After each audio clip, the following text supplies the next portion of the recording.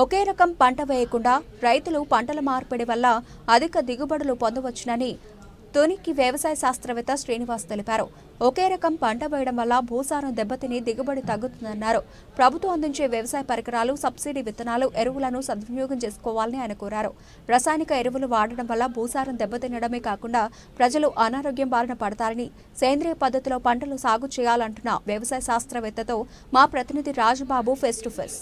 కాలం season ప్రారంభమైంది. తొలకరి జల్లు పలకరింపుతో అన్నదాతలు సాగుకు సర్వం సిద్ధం చేసుకుంటున్నారు. ఈ నేపథ్యంలో తునికి సంబంధించిన శాస్త్రవేత్త శ్రీనివాస్ మనతో ఉన్నారు. రైతులు ఈ ఖరీఫ్ సీజన్లో ఎలాంటి సాగుకు సంబంధించిన ఎలాంటి చర్యలు తీసుకోవాలో వాళ్ళని అడిగి తెలుసుకునే ప్రయత్నం చేద్దాం. సార్ చెప్పండి, రైతులు ఈ ఖరీఫ్ సీజన్లో ఇప్పుడు ఎక్కువ వరేస్తున్నారు.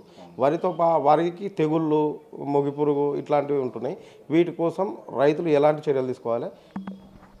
సో మనకు ఇప్పుడు ఈ వికసిత్ కృషి సంకల్ప అభియాన ప్రోగ్రాం అనేది కేంద్ర ప్రభుత్వం నిర్ణయించడం జరిగింది. దీనిలో భాగంగా మన కృషి విజ్ఞాన కేంద్రం, వ్యవసాయ శాఖ, అదేవిధంగా అనేక రకాల కేంద్ర ప్రభుత్వం సంబంధించిన రీసెర్చ్ ఇన్స్టిట్యూట్స్ అనేవి హైదరాబాద్లో ఉండడం జరిగింది.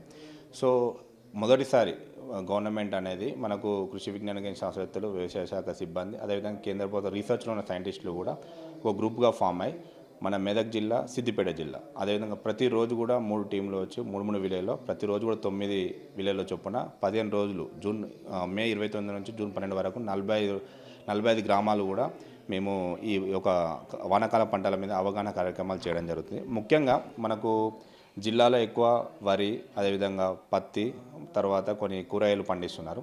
అయితే వరిలో ఎక్కువ ఏరియా అనేది ఉంది. వరిలో ముఖ్యంగా వచ్చే ప్రాబ్లమ్స్ రైతులు చెప్పేదని విచ్చలవిడిగా రసాయనిక ఎరువులు వాడుతున్నారు. అదేవిధంగా వెరైటీలు కొన్ని ప్రైవేట్ వెరైటీలు వాడుతున్నారు. అదేవిధంగా మొయ్యి సమస్య అనేది రైతులను అడిగినప్పుడు ఎక్కువ ఉందని చెప్తున్నారు.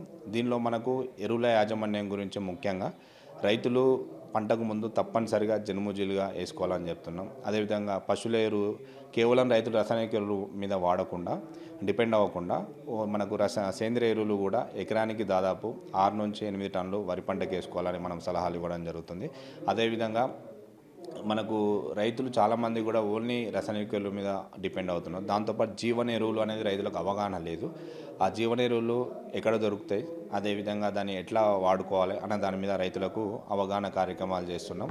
అదేవిధంగా ప్రధానంగా ఖరీఫ్ సీజన్లో రైతులు ఎలాంటి సమస్యలను ఎదుర్కొంటారు, దానికి సంబంధించిన ఎలాంటి చర్యలు తీసుకోవాలి? ఇవి జీలుగా జ్వరంతో పాటు ఇప్పుడు కొంతమంది ఏం చేస్తుంటారు, ఇప్పుడు యాసంగి పంట అయిపోయింది, మొన్న వరికి కోసిరు, కొయ్యకాలను అంటు పెడుతురు. దాంతో భూసారం దెబ్బతింటుందా, పెరుగుతుందా, ఎట్లాంటి నష్టం జరుగుతుంది? అయితే వరిలో మనకు చాలామంది ఈ జిల్లాలో చూసుకున్నట్టయితే వర్షాకాలం వరి వేస్తున్నారు, యాసంగి వరి వేస్తున్నారు.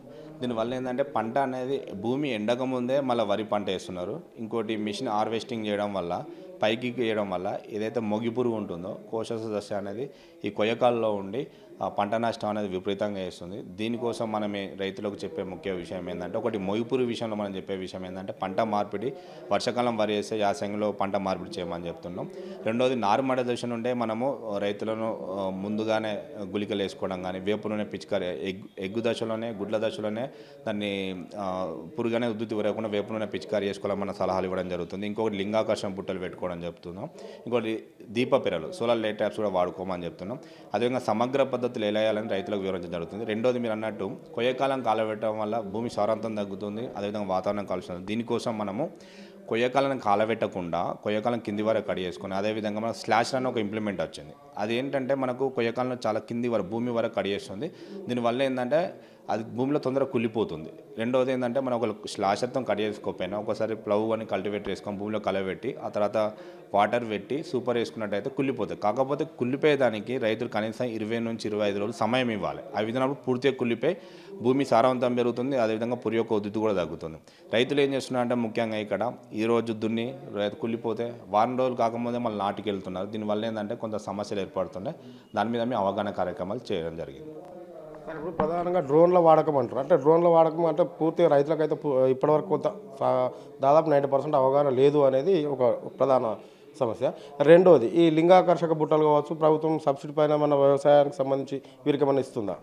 అయితే మనకు ఈ కేంద్ర ప్రభుత్వ పథకాల గురించి కూడా రైతులకు వివరించడం జరుగుతుంది. ఇప్పుడు కిసాన్ సమ్మాన్ నిధి కానీ, కిసాన్ ఫసల్ బీమా యోజన కానీ, ఇప్పుడు నమోదీది డ్రోన్ గురించి నమోదీది అనేది ఒకటి కేంద్ర ప్రభుత్వ పథకం ఉంది.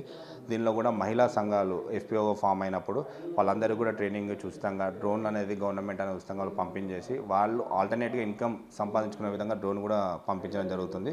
దీని మీద కూడా రైతులకు అవగాహన కల్పించడం జరుగుతుంది. సో మనకు కూడా డ్రోన్లు మన కృషి విజ్ఞాన కేంద్ర ఆధ్వర్యంలో కూడా ఉంది. ఎవరైతే రైతులు కావాలనుకుంటే ఒక 10 ఎకరాలు ఒక దగ్గర ఉంటే మనం కూడా డ్రోన్ ద్వారా పిచికారీ చేసి రైతులకు అవగాహన కల్పించడం జరుగుతుంది. ఇప్పుడు మనకు ఈ కృషి విజ్ఞాన కేంద్ర ఆధ్వర్యంలో మనం ఎప్పుడైతే రైతులు చేస్తున్నామో మనం ఫ్రీగానే చేస్తున్నాం డ్రోన్ ద్వారా. ఈ నమోదీది పథకం కింద రైతు సంఘాలు ఎవరైనా ఏర్పడితే వాళ్ళకు గ్రూప్గా ఏర్పడినప్పుడు వాళ్ళ ట్రైనింగ్ ఇచ్చే మహిళలకు వాళ్ళ గవర్నమెంట్ అనేది డ్రోన్ అనేది ఫ్రీగానే ఇస్తుంది. వాళ్ళ తర్వాత రైతులకు పిచికారీ చేసినప్పుడు వాళ్ళు మినిమం ఛార్జ్ అనేది చేయడం జరుగుతుంది. ఎందుకంటే దాని మెయింటెనెన్స్ కోసం కానీ బ్యాటరీ మెయింటెనెన్స్ కోసం చేయడం జరుగుతుంది. సార్ చివరిగా సిద్దిపేట జిల్లా అంటే ఉమ్మడి మెదక్ జిల్లా రైతులకు మీరు ఏం మెసేజ్ చెప్పాలి, ఏం మెసేజ్ ఇవ్వాలి? రైతులందరూ కూడా నేను చెప్పేది ఏంటంటే నల్లరేగడి భూములు ఉండి మనకు వాళ్ళకి అందరూ కూడా చుట్టూ వరి వేసుకున్నప్పుడు ఒక వానాకాలంలో వరి వేసుకోమని చెప్తున్నాను. కాకపోతే మేము చెప్పేది ఏంటంటే వర్షాకాలం వరి పండించినా కూడా కంపల్సరీ సమగ్ర పద్ధతిలో ఎరువుల యాజమాన్యం, సమగ్ర పద్ధతిలో పురుగు తెగుల యాజమాన్యం చేసినప్పుడే మంచి దిగుబడులు వస్తాయి. సో దానికి అనుగుణంగా మేము రైతులకు సలహాలు ఇచ్చాం. రెండోది ఒకే పంట వేయకుండా పంట మార్పిడి చేసుకోమన్నాం. వానాకాలంలో వరి వేసే మళ్ళీ యాసంగిలో మనము కూరగాయల పంటలు వెళ్ళమని చెప్తున్నాం. ఎందుకంటే పంట మార్పిడి చేసినప్పుడే భూమి సారాంతం పెరుగుతుంది, పురుగు తెగుల యాజమాన్యం తగ్గుతుంది. రెండోది ఎవరైతే చిన్న సన్నకారు రైతులు ఉంటారో చిన్న సన్నకారు రైతులు తప్పనిసరిగా ఓన్లీ వరి వేస్తే రైతుకు వచ్చే ఆదాయం 20 నుంచి 25 వేలు మాత్రమే ఉంటుంది.